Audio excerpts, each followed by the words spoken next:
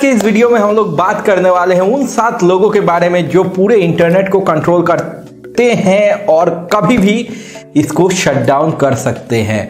Now guys, अगर इस topic पे हम लोग बात करते हैं तो हम लोगों को सबसे पहले समझना होगा कि ये आखिर कैसे पॉसिबल है कि इन 7 लोगों के हाथ में इंटरनेट की चाबी है। तो इसको समझने के लिए हम लोगों को सबसे पहले समझना होगा कि डीएनएस क्या है। नाउ डीएनएस होता है डोमेन नेम सिस्टम, और अगर तुम लोगों ने अभी तक डोमेन नेम सिस्टम के बारे में कुछ नहीं सुना है तो मैंने पहले भी इसके ऊपर वीडियोस बनाए हैं, तुम लोग उसको जाके देख सकते हो। ना अगर हम लोग बात करते हैं डीएनएस की तो यहाँ पे बेसिक सा एक फंडा समझ लो। यहाँ पे तुम जब भी किसी वेबसाइट को विजिट करते हो तो एक सर्वर पे वो होस्टेड होता है, जिस सर्वर पे होता है एक आईपी एड्रेस। नाउ ये आईपी एड्रेस, मान लो तुम लोग गूगल के साइट पे जा रहे हो तो तुम लोग अगर आईपी एड्रेस टाइप करके विजिट करते हो, जैसे 222.211.10.1 इसको टाइप करके अगर तुम लोग एक वेबसाइट को विजिट करते हो तो बहुत ही इनकन्वीनियंट रहेगा। तो उसके लिए क्या है कि एक डोमेन नेम यूज़ किया जाता है। नाउ अगर तुम लोग एक डोमेन नेम लेते हो या फिर जैसे google.com है तो वो बिलोंग करता है एक सर्वर को जहाँ पे गूगल का वेबसाइट होस्टेड है। और अगर तुम लोग google.com सर्च करते हो या एड्रेस बार पे लिखते हो तो वहाँ पे तुम लोगों को गूगल का पेज दिखता है। तो बेसिकली अंदर ही अंदर बहुत सारे फंडे होते हैं। यहाँ पे डीएनएस सर्वर्स होते हैं जो कि सबसे पहले तो तुम लोगों का लोकल मशीन में ही कैश होता है। तो जब तुम लोग google.com टाइप करते हो तो तुम्हारे लोकल मशीन का कैश वो ब्राउज़र चेक करता है कि भैया मेरे सिस्टम में ही तो स्टोर किया हुआ नहीं है कि google.com का आईपी एड्रेस क्या है। अगर नहीं मिलता तो वो फिर तुम्हारे आईएसपी के डीएनएस को पूछता है। फिर ऐसे ही टॉप लेवल डोमेन्स या फिर जैसे कि .com इन डोमेन्स के डीएनएस सर्वर को पूछा जाता है। अगर नहीं मिलता फिर उसके बाद रूट डीएनएस सर्वर को पूछा जाता है, जो अगर फाइनली नहीं मिलता तो उसके पास सारे डोमेन नेम्स के पॉइंटेड आईपी एड्रेसेस होते हैं।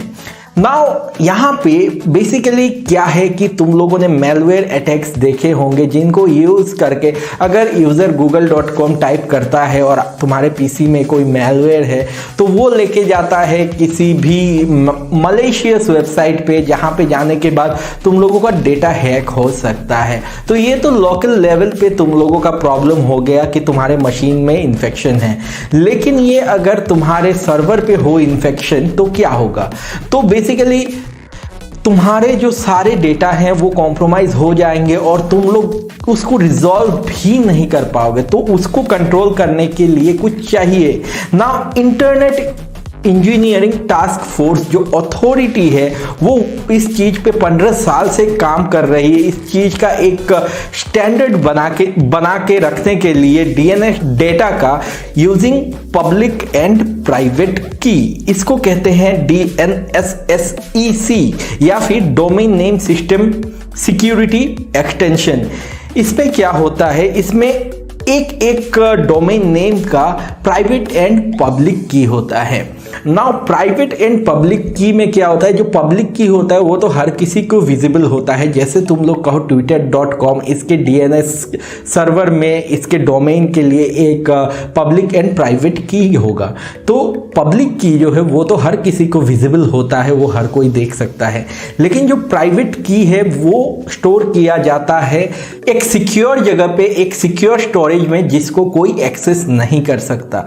ना जब भी तुम लोग कोई रिक्वेस्ट करते हो तुम्हारे ब्राउज़र के थ्रू google.com या twitter.com या से facebook.com या कोई भी वेबसाइट तुम लोग जब भी विजिट करते हो तो उस पब्लिक की को और प्राइवेट की को मैच किया जाता है। एग्जैक्ट मैच होने पे ही उस सर्वर के आईपी एड्रेस पे रीडायरेक्ट किया जाता है, क्योंकि अगर वो की मैच नहीं करता उस सर्वर के साथ तो इसका मतलब ये है कि ये वेबसाइट कॉम्प्रोमाइज हो चुका है और ये वेबसाइट अब सेफ नहीं है यूजर्स के लिए।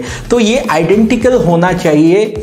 जब DNSSEC इसको मैच करता है तब अगर आइडेंटिकल होगा तभी जाके तुम्हारा रिक्वेस्ट फॉरवर्ड होगा उस सर्वर पे, या फिर तुम लोग उसको विजिट नहीं कर पाओगे।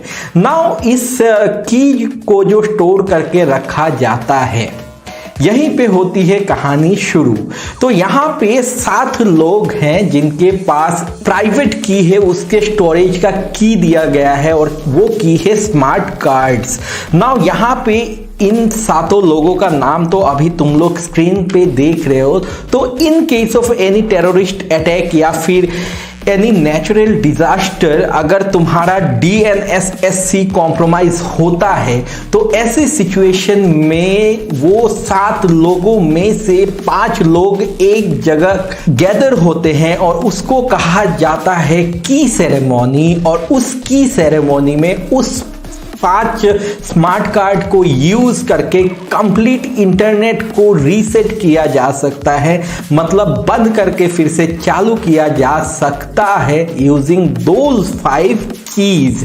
इसको कहते हैं की सेरेमनी, जान के रख लो। और इसको यूज करके पूरा DNS रीसेट किया जाता है ताकि जो डेटा है वो फिर से रीसेट हो पाए। और ऐसे में तुम्हारा जो इंटरनेट है वो कंप्लीट डाउन चला जाएगा, क्योंकि ऐसे में कोई भी DNS सर्वर काम नहीं करेगा, सब अपना डेटा अपडेट करेंगे ताकि तुम लोग इन फ्यूचर वेबसाइट्स को विजिट कर पाओ।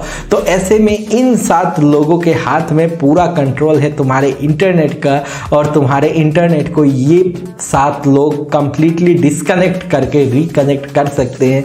क्योंकि अगर तुम्हारा DNS सर्वर काम नहीं करेगा तो तुम लोग कोई भी वेबसाइट विजिट नहीं कर पाओगे और कुछ भी तुम्हारे इंटरनेट पे काम नहीं करेगा।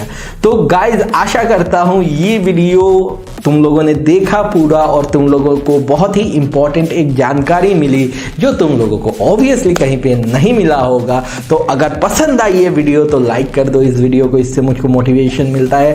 साथ ही शेयर कर दो अपने दोस्तों के साथ ताकि वो भी ये इंफॉर्मेशन जान पाए। और अगर नए हो इस चैनल पे तो सब्सक्राइब करके बेल आइकन को प्रेस कर देना ताकि मेरे ऐसे ही वीडियोस का नोटिफिकेशन तुम लोगों को सबसे पहले मिल जाए।